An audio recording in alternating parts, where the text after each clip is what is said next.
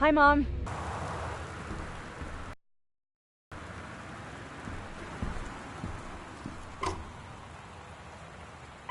So Christmas Duck. Christmas Duck, fan favorite. He's kind of a mascot, I guess, and I think that's partly because it's a weird concept, a Christmas duck, and partly because it's like the first unique thing that you encounter in the game. It's kind of personified as like a little character, but the thing is, Christmas Duck was not planned.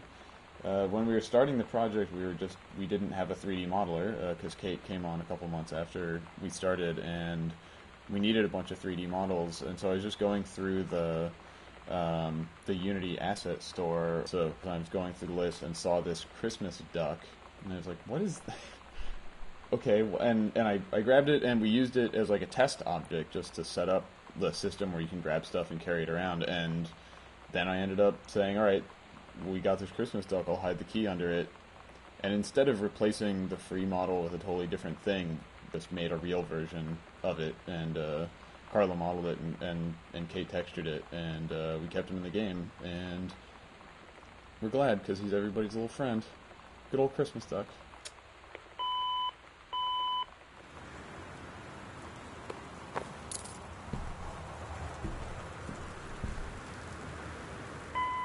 Hi, I'm Steve Gaynor. I'm the co-founder of the Fulbright Company. We made Gone Home. I was the writer and designer. And thank you for taking a look at our commentary mode. Whenever you find an icon like the one you just clicked on, you can find out a little bit more about the game. I want to thank everybody who's added commentary. Janman and Carla, my co-founders of the company, Kate Craig, our 3D artist, Chris Remo, our composer, Sarah Grayson, the voice of Sam Greenbrier, and Corin Tucker, the lead singer of Heavens to Betsy and Slater Kinney and other awesome bands. So thank you, everybody, and enjoy commentary mode.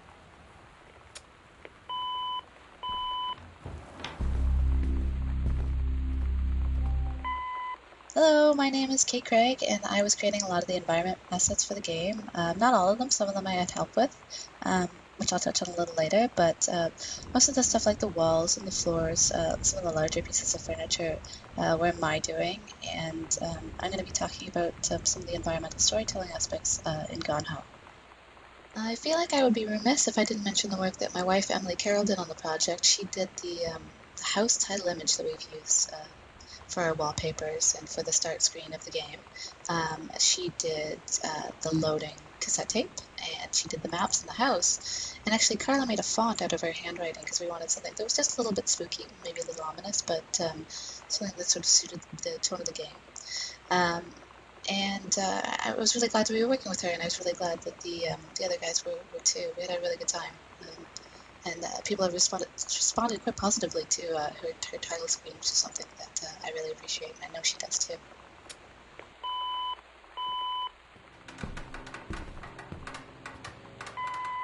Oh man, mom handwriting. We went through a lot of different moms for handwriting. A lot of different moms contributed handwriting for our game. At first, let's see, what were we doing at first? I think I just did it and it wasn't great. And then we had Emily do it, but her handwriting was used so heavily in other parts of the game that we had to find someone else. And I think we actually had Yanman try to do it for a while before he was Dad's handwriting.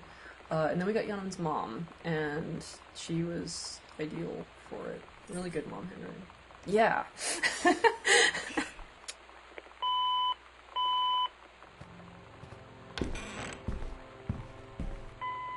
Hi, I'm Chris Remo, the composer on Gone Home. In my commentary tracks, I'm going to be talking a little bit about what went into creating the original music soundtrack for the game. Gone Home is an unusual game, musically speaking, in that it consists of two distinct music soundtracks. The one of those probably more frequently commented on is the collection of licensed Riot Grrrl songs that the player finds in Sam's cassette tapes strewn around the house. The other one is the original music that accompanies the player's undirected exploration of the house and underscores almost every one of Sam's audio diary recordings. When Steve first asked me to do music for Gone Home, I was really excited about it, but there are almost no parameters for what that meant in terms of format or scope. Having played an early build of the game, I started by just doing a few musical sketches with no real regard for length or usage, mainly consisting of vintage electric piano sounds like Wurlitzers and Fender Rhodes. I chose those instruments because I wanted sounds that would feel at home in the era of the game. The Twin Peaks soundtrack used a lot of Rhodes, for example, but would also blend into the background and not share much tone in common with the abrasive Riot Grrrl guitars. Some of the instrumentation and ideas changed from those first sketches, but they also contained one of the main themes that ended up accompanying Sam's arc throughout the final game.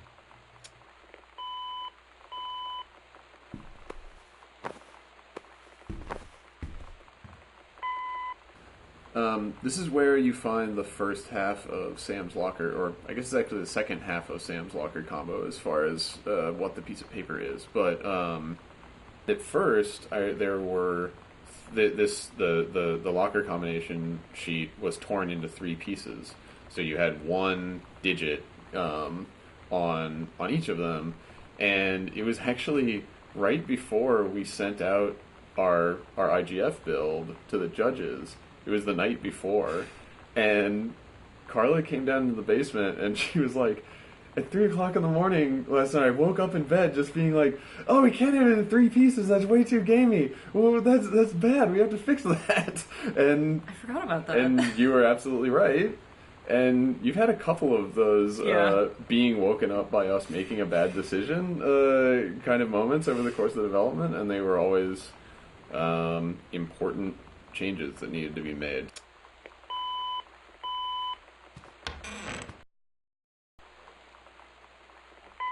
Hi, this is Corin Tucker from Heavens to Betsy. And Heavens to Betsy was a band that formed in 1991, actually. And I actually got the idea for joining a band when I moved to Olympia, Washington, and became a fan of the music scene there. And it seemed like everyone was in a band. So I decided I was going to start a band too. But I didn't actually start the band until I went home after the first year of college. I went back to Eugene, Oregon, and my high school friend Tracy Sawyer and I started playing music together, and that was the beginning of Heavens to Betsy. So I had told, with my big mouth, I had told all my friends that I was going to start a band. And the summer of, I think it was 1991, my friend Michelle Noel booked the International Pop Underground in Olympia, Washington. And she helped organize a night at the convention called Girl Night.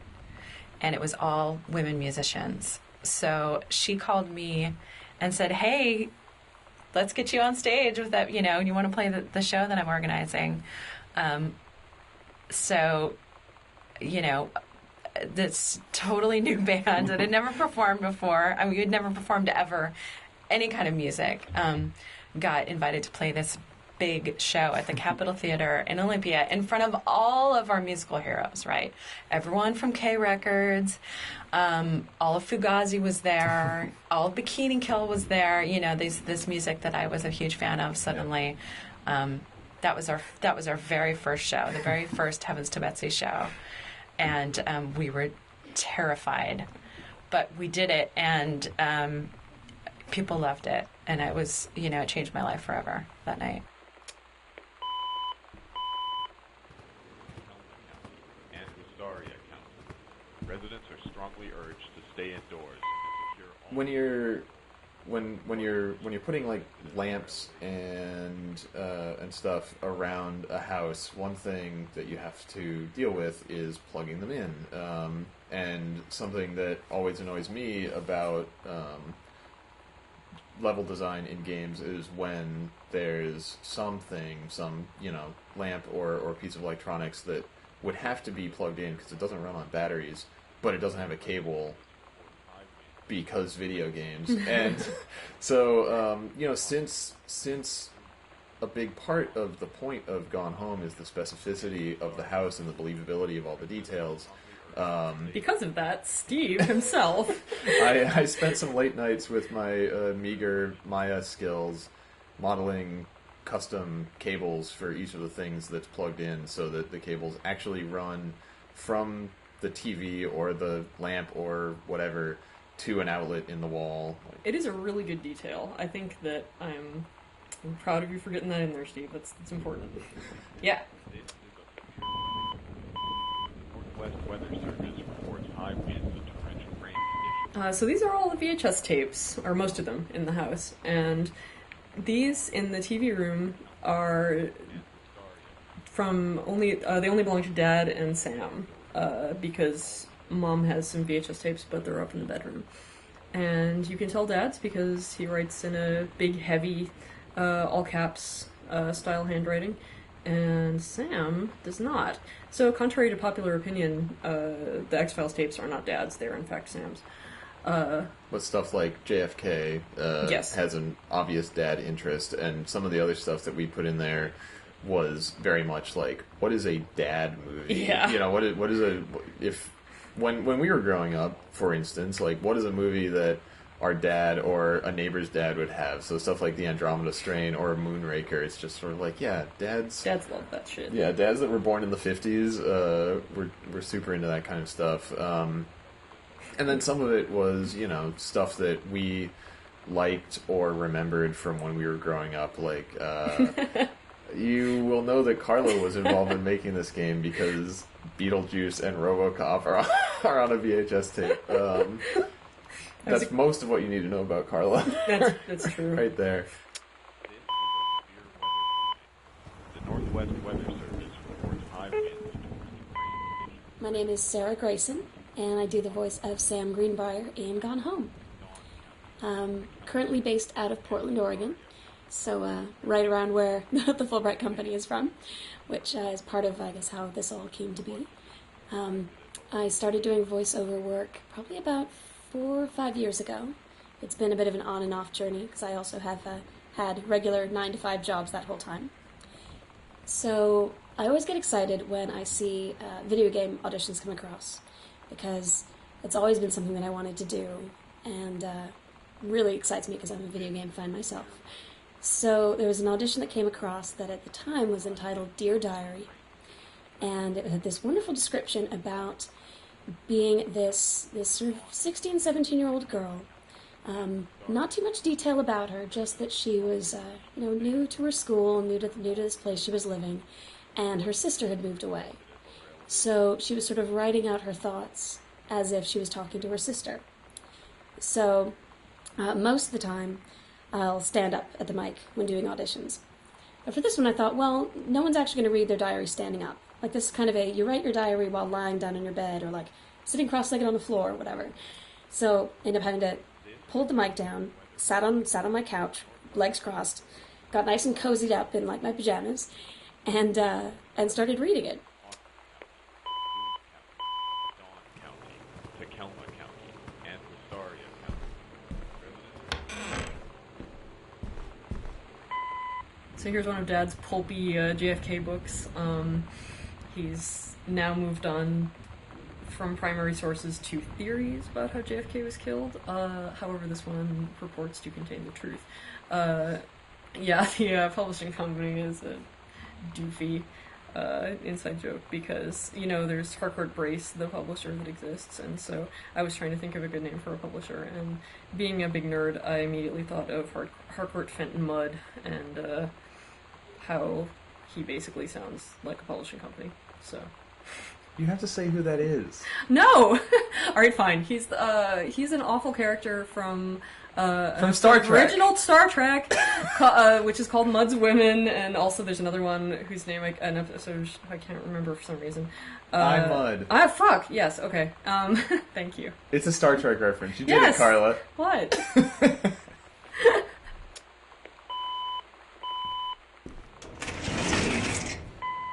One of our favorite movies is The Apartment, which was directed by Billy Wilder, and it starred Shirley MacLaine and Jack Lemmon, and it's from like 1960, and it's basically what Mad Men is, except actually from that time. Yeah. It's super good, and there's this weird, like, kind of humorous vocal tick that some of the executives in the movie have, where they will refer to something like, they'll say like, we're doing quite well dividends-wise, or something.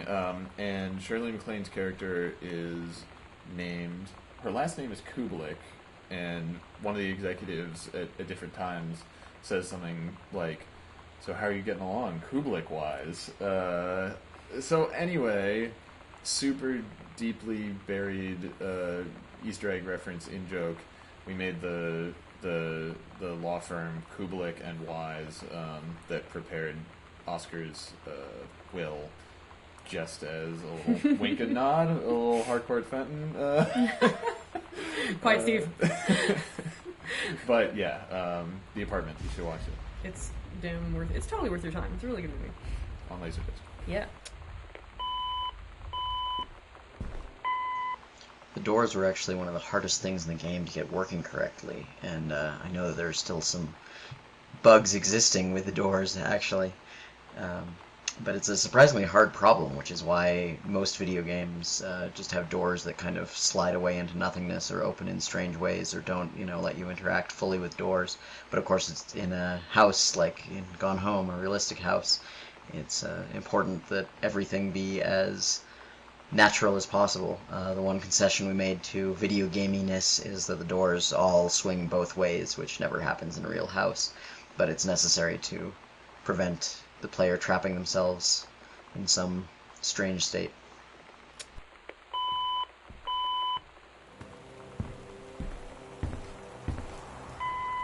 Here we have Fresh Magazine, which is a synthesis and pastiche of Sassy Magazine, which if you haven't looked at it, or if it wasn't, something that you cared about in the early 90s, it was very feminist and, strongly individualist and actually gave good advice. It was actually really good. Anyway, so yeah, this is the type treatment, the super grungy type treatment is totally indicative. That's how it used to be. Oh yeah, and amusingly, of course, our cover model is Rachel, Steve's wife. I had to make her put on this awful light pink lipstick and do the 90s-ist stuff imaginable. And she did it. It was your idea to put a braid in the front of her bangs? Yes. Yeah, it seems like... Congratulations. Oh, thanks. Inside of this file folder, you find the first combination code in the game. This code goes to Dad's locked filing cabinet, and it's 0451, which is a bit of a tradition / in-joke amongst... I mean, it's not really an in-joke, it's just an internal reference amongst this lineage of games that hark back to immersive sims that are kind of first-person exploration games that started with Ultima Underworld and System Shock, and 451 was the first key code in System Shock, and then it was also the first key code in System Shock 2 and Deus Ex and Bioshock and most recently Dishonored. And yeah, I've personally worked on a couple of games that had 0451 as the first code in them, and we were really adherent to the tenets of the interactive model and kind of the principles of design behind those games when we were designing how Gone Home works, and so to maintain that tradition, we also made it the first code in our game. And you made it the tattoo on your arm. I also got a tattoo of 0451 because it is sort of a symbol of this certain philosophy of game design that's important to me. And yeah, this writing, Breaking Canon, is in Emily's handwriting. Emily's handwriting is technically only in the font that exists outside the game. She doesn't actually do the handwriting in any of the characters, but yeah, I had her write 0451 in her very distinctive handwriting, and then I got a tattoo of it and figured I would use that source image as the image that you find on the inside of this folder here.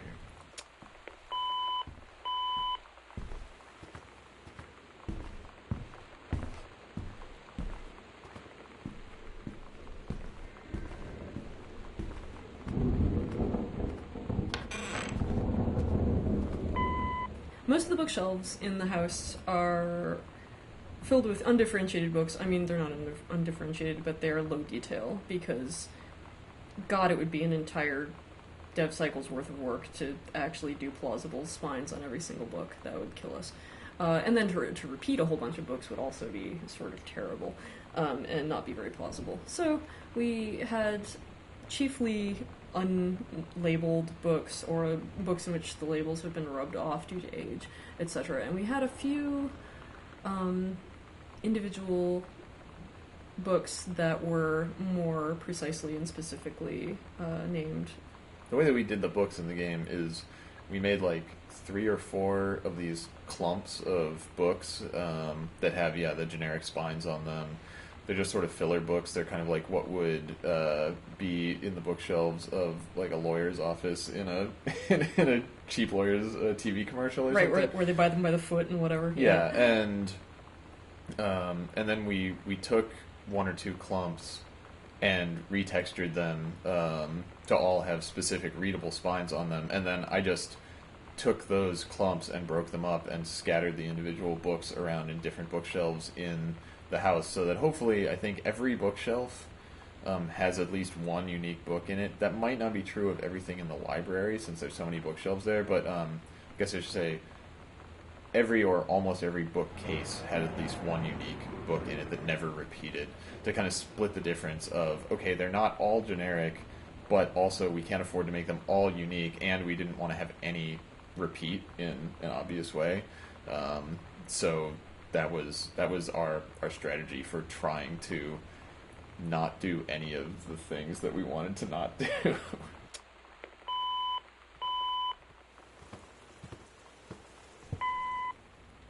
Sam's story slash school assignment called The Menstrual Cycle, a novella, is kind of a fan favorite. We've found like a lot of people have enjoyed it a lot, and it's one of those weird things where it wasn't planned. Like it was, let's see, I had decided that I wanted Sam to have done like some homework, and I thought sex ed homework would be interesting because sex ed is a weird class in high school to be in, and so I Google searched for an actual sex ed assignment, and the assignment is a real sex ed assignment that is given out in like the Pacific Northwest, like Seattle. I think this is technically from the Seattle School District website that I got this from.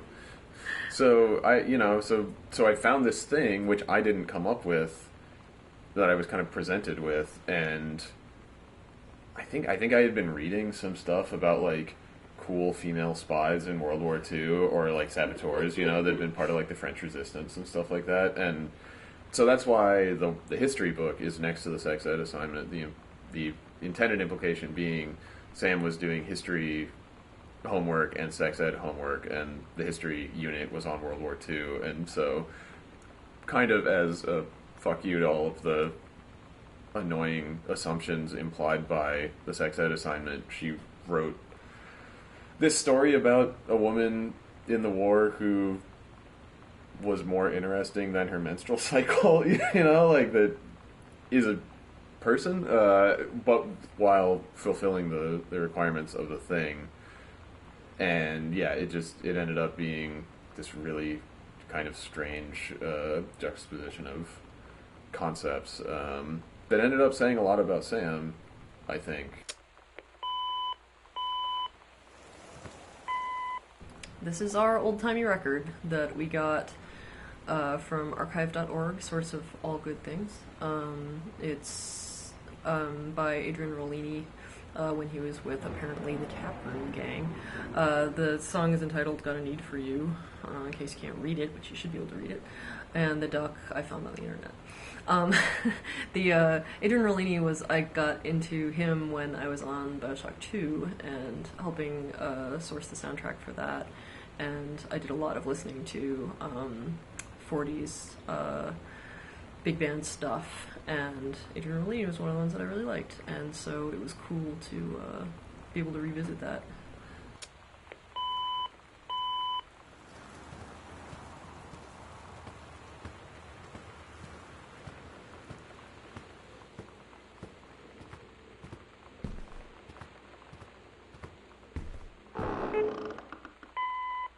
feel like one of the best bits of advice was actually from the Fulbright team before going in to do the first recording. And it was a suggestion that I should watch some episodes of My So-Called Life, which was great because I'd watched them all when when they were actually on. It was one of those favorite shows my sister and I would sit down and watch every week. And so going back and watching them was definitely not a hard chore to have to do. So I basically went through all of the episodes I could find online in a couple of days. So it was a bit of a sudden binge watch of My So-Called Life, but it was great because I think watching My So-Called Life was a nice reminder of what a more natural presentation of a teenager is. So it was really, I don't know that it would have gone as well had I not done that.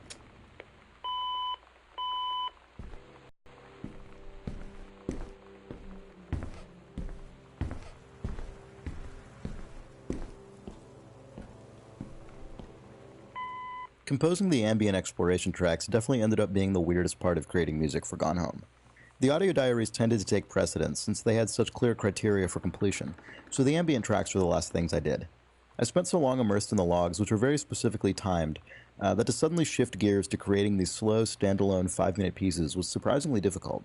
I remember giving Steve a first stab at the ambient track for part 2 of the game, and I didn't hear anything back about it. When I eventually asked if he had any feedback, he said something like, "Oh yeah, it's great. I just slowed it down by 50% and it totally works," which cracked me up because I definitely didn't have that in mind. But that's one of the great things about collaborative work, so I just went with it. I ended up doing a number of further revisions where I'd alter elements of the original version specifically to affect how the 50% slowed version would sound. It was definitely a new experience for me, writing bits of music and trying to imagine how they would sound after it's been considerably distorted. It got weirder though. The ambient track for part 1 ended up being a backwards version of the slowed down part 2 track. And again, there were elements that sounded good at 50% slow forwards, but not at 50% slow backwards. So again, I went back to the original track and started altering elements so they would sound better at half speed in reverse. I don't know if that's a thing ambient composers end up getting used to, but for me it definitely felt like going down the rabbit hole.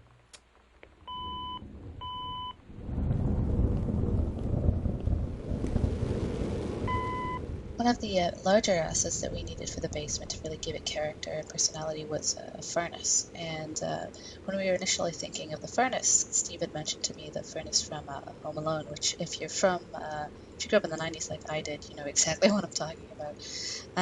So I did a lot of research and looked up stuff that could kind of evoke a similar feeling. And we finally settled upon octopus furnaces, which are like, they're thematically and time-wise very appropriate. They're these giant hulking monstrosities with all these arms covered in asbestos. Really perfect, so we ended up modeling one of those and put it in the corner, and I think it turned out okay.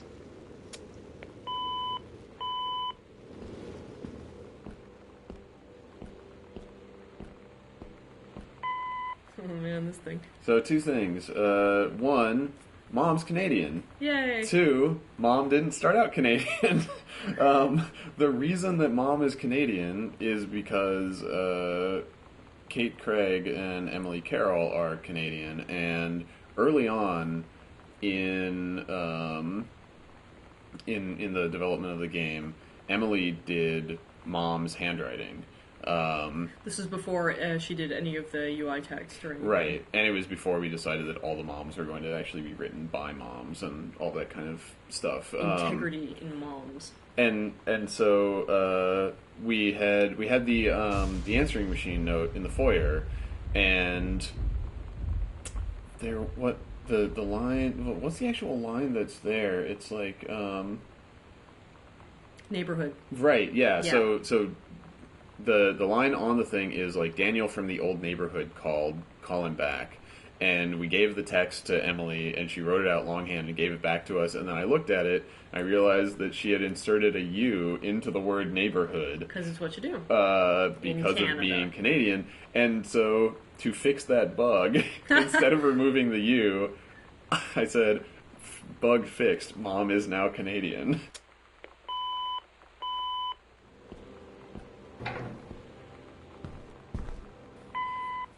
So there's this little scrap of paper that's hidden under this bedside table, and you start to read it, and then Katie makes you stop reading it. And it was this thing where it's an exception to the interactive expectations that you have. Like, it's one place, I guess the one place where we really impinge on your ability as a player to do what you want. And Katie intervenes, basically, and it was something that I thought was an interesting little one-off way of emphasizing the difference between the player and the character that they're playing as. And to you as a player, the note's just a note, but a reminder that, like, Sam is Katie's sister, and Katie wouldn't want to read this thing, and she's not going to keep doing it, even if you want her to.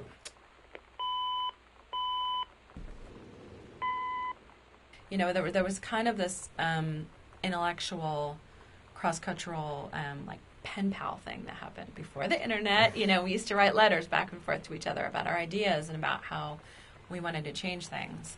And so a bunch of these women that I mentioned came up with this idea of Riot Girl, of being a punk rocker that was also an in-your-face feminist.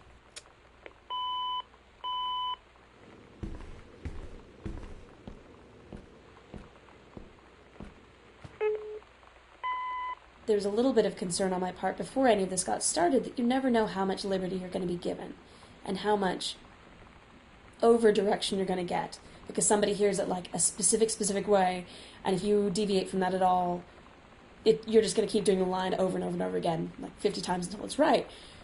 So I really wasn't sure what to expect, but even on the first day getting in there and being able to go through a few of the lines and just give them what came to mind, and seeing how closely I think everyone was on the page about it. So the direction was always really positive, and it was always kind of coming from either additional information that changed the context of what I was reading, or a certain change in the phrasing or the way something is being, you know, a pause here, or maybe move it to here, or instead of emphasizing this word, try this one instead. So you end up with a lot of different takes that really give it a very different feeling, depending on which one you go for.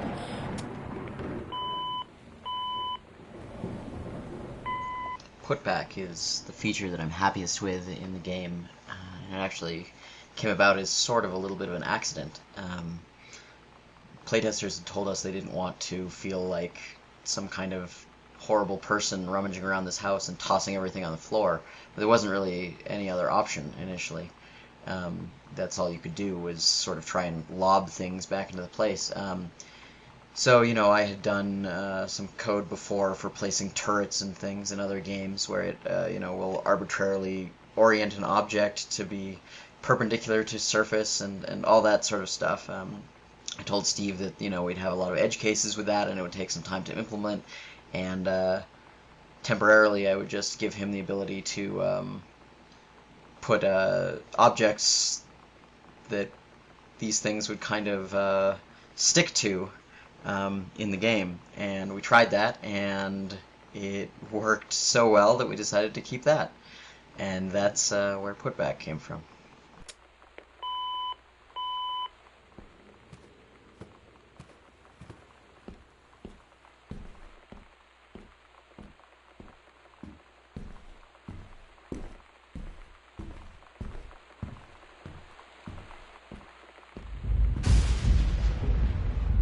The music for Gone Home was mainly composed over two separate periods, roughly a year apart.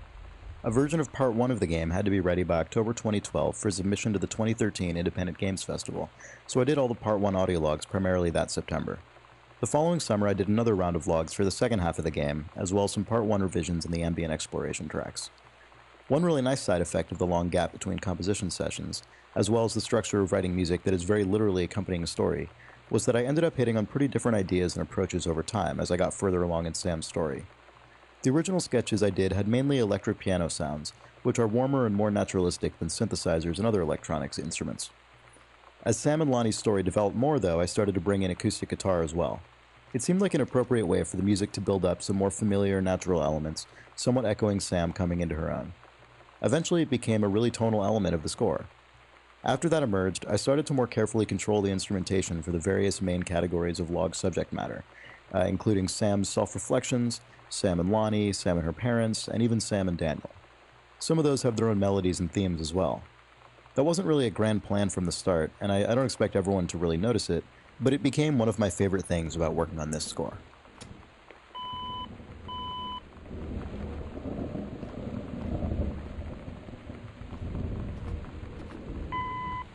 Fanzines, I mean, that's one of the things that we started doing right away, was doing these Riot Grrrl fanzines, and everyone would contribute and write, an article for it, and then we'd compile it and make these Riot Grrrl fanzines, and we would mail them out to people. I mean, all this is so funny to talk about it for the internet, but we used the mail, and people would write.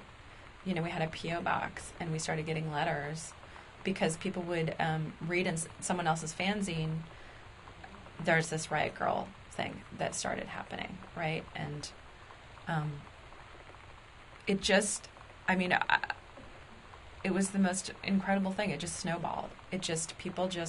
Girls wanted to be a part of it immediately across the country, right? So from the time we started Heavens to Betsy in 1991, I think it was only a year later, right? So 1 year of Riot Grrrl meetings and these letters happening and these fanzines happening. Well, a year later, we left on the Riot Grrrl tour, the Heavens to Betsy Bratmobile Riot Grrrl tour, from Olympia to D.C. Well, for some reason, it took us like almost 5 weeks to get there on this tour. And we ended up staying in D.C. another something like 5 weeks before the Riot Grrrl convention that happened. So all of this, all of these fanzines, all these girls across the country started getting interested in Riot Grrrl, and the press just went bananas. I mean, the press attention was off the hook. New York Times, USA Today, all these journalists wanted information and wanted to interview all of us. And it was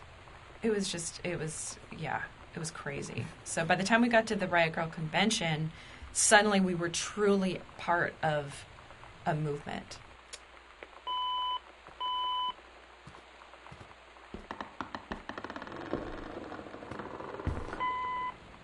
So earlier in an earlier version of the story in Gone Home, Sam and Lonnie got caught together, and Lonnie's dad was like an asshole about it and threatened to send Lonnie to live with her mom in Florida.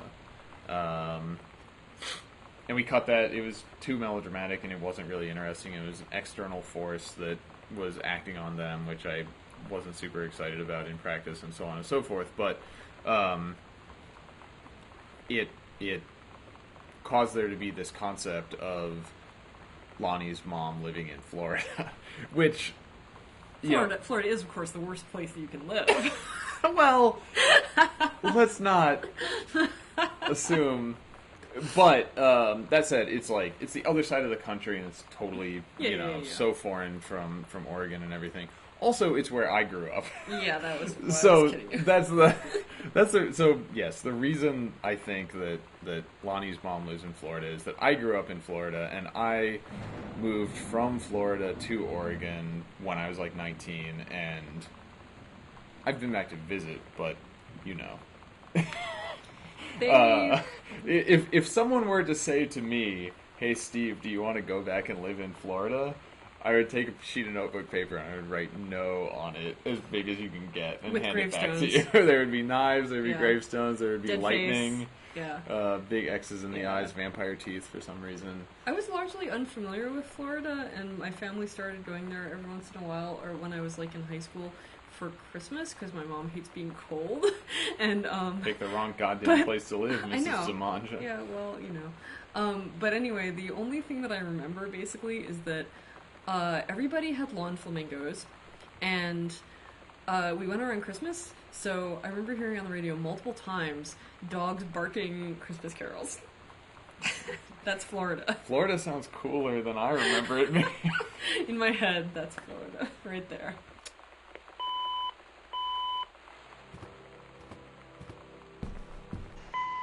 All of the sliding doors that you see in the game are actually, from a code perspective, drawers. When I made a thing that could slide along a track like that, for the purpose of making drawers. Steve took it and, as designers are wont to do, used it for his own purposes and came up with sliding doors in our game.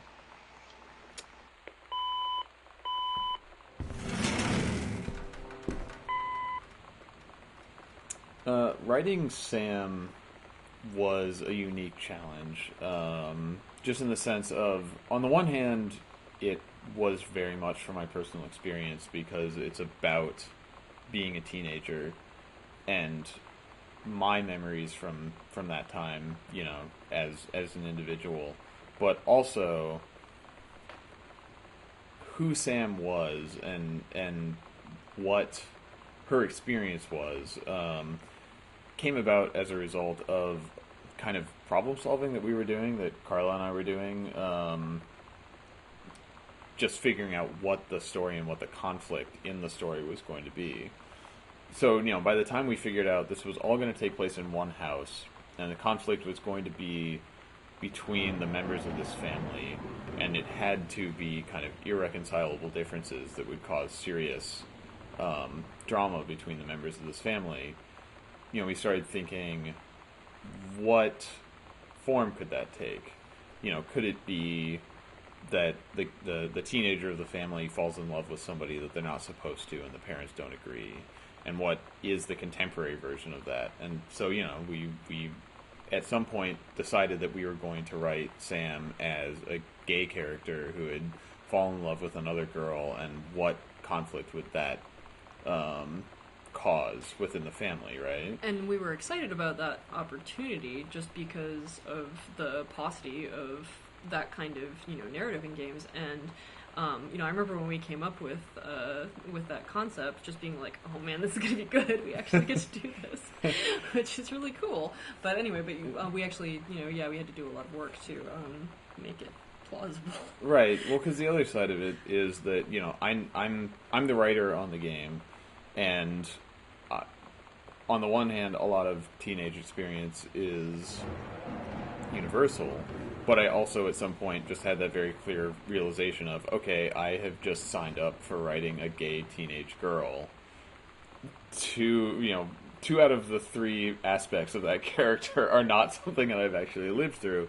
And so it was impressed upon me, especially like when I was working at Irrational, how important research was to getting your fiction right, whether it's very practical terms like how something works mechanically, to what the characterization of the individuals in your story might be. And so my process was reading a lot of blogs about people's actual experiences growing up being gay and being female, and reading fiction and nonfiction about people's experience, and doing original interviews with people that I knew in my life, and asking them about what they remember about growing up with these experiences, and being able to actually, ask follow-up questions. And I'm really grateful to all the people who have shared their experiences through writing, and who were willing to share their experiences with me,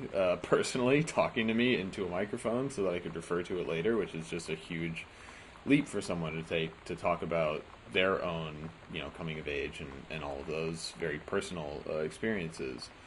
But,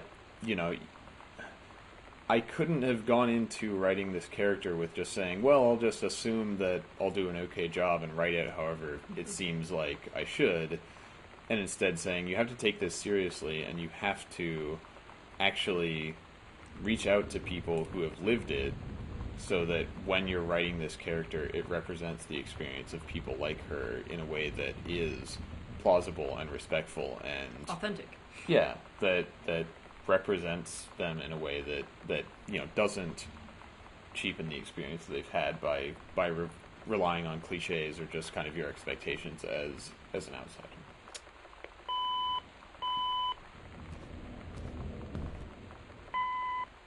It's really about the ideals that we were trying to get across in our music.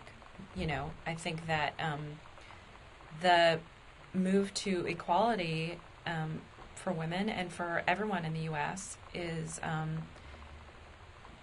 something that we all want to be a part of. right? And we used Riot Grrrl, and we used music as the tool for that, you know, and that. But it's really, to me, it's about equality for everyone. That I think is the key, and that's why young people really feel passionate, and they listen to the music and they hear that that passion, and that's what they connect with.